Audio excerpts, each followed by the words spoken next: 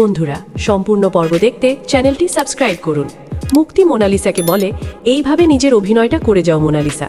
বিহান তোমাকে একদিন না একদিন মেনে নিতেই বাধ্য হবে। শুধু একটা কথা মনে রাখবে, তোমাকে ওই বাড়ির বউ হয়ে আসতেই হবে।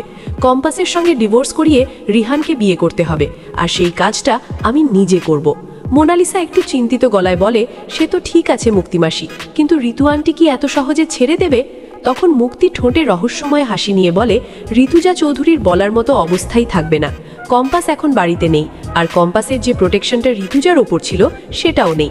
আমি এমন একটা চাল দেব যাতে ঋতুজা নিজেই বুঝতে পারবে না কিভাবে সবকিছু তার হাত থেকে বেরিয়ে গেল। মুক্তি আরও পরিকল্পনা খুলে বলে, আগামী এক সপ্তাহের মধ্যে আমি ওই বাড়িতে এমন পরিস্থিতি তৈরি করব যাতে শেষ কথা শুধু আমারই হবে। অখিলেশও তখন আমার কথাই শুনবে। বিহানকে আমি আমার নিজের গ্রুপে টেনে আনবো, আর তারপর তোমার সঙ্গেই তার বিয়ে দেব।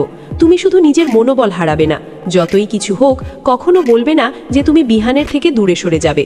মোনালিসা তখন আবেগ নিয়ে বলে, আচ্ছা মুক্তিমাসি, আমি আর কখনো ভেঙে পড়ব না। বিহানের জন্য আমি সব করতে পারি। এদিকে অন্যদিকে ডিকে কম্পাসকে নিজের সামনে বসিয়ে গম্ভীর গলায় কথা বলতে থাকে। ডিকে বলে, আজ আমার সত্যিই গর্ব হচ্ছে জানিস তো।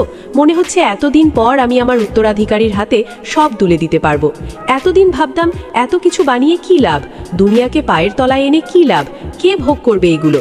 কিন্তু না, আমার সন্তান আছে, তুই আছিস কম্পাস, তোকে এই দুনিয়ায় রাজ করতে হবে। আমার রাজত্ব তোকে চালাতে হবে। ডিকের চোখে তখন অদ্ভুত এক গর্ব আর উচ্চাকাঙ্ক্ষা। সে আবার বলে, তুই যে আমার মেয়ে সেটা স্পষ্ট বোঝা যাচ্ছে। সঠিক সময় সঠিক সুযোগকে কাজে লাগাতে জানিস।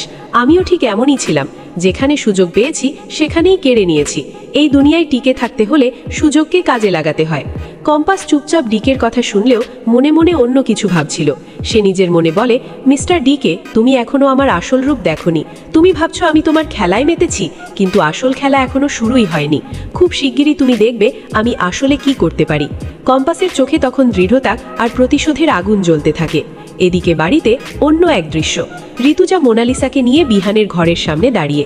বিহান তখন ঘুমিয়ে আছে, কিন্তু ঘুমের মধ্যেও সে বারবার কম্পাসের নাম বলছে।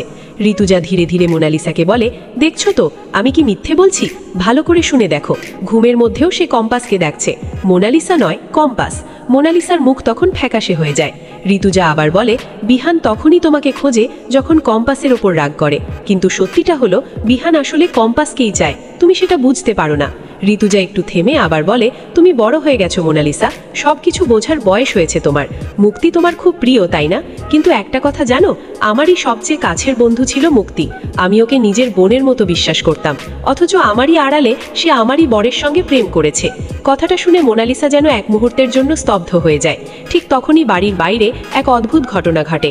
অখিলেশ হঠাৎ করে ফোনে একটি ভিডিও পায়, যেখানে দেখা যাচ্ছে মুক্তি কারোর সঙ্গে গোপনে কথা বলছে, এবং সেই কথায় ডিকে আর পুরো পরিবারের বিরুদ্ধে বড় একটা ষড়যন্ত্রের ইঙ্গিত রয়েছে।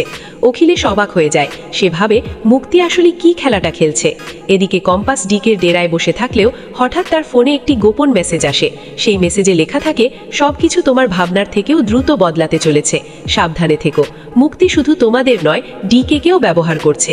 মেসেজটা পড়ে কম্পাসের চোখ বড় হয়ে যায়। সে মনে মনে ভাবে, তাহলে খেলা শুধু আমার আর ডিকের মধ্যে নয়, এর পেছনে আরো বড় কেউ আছে।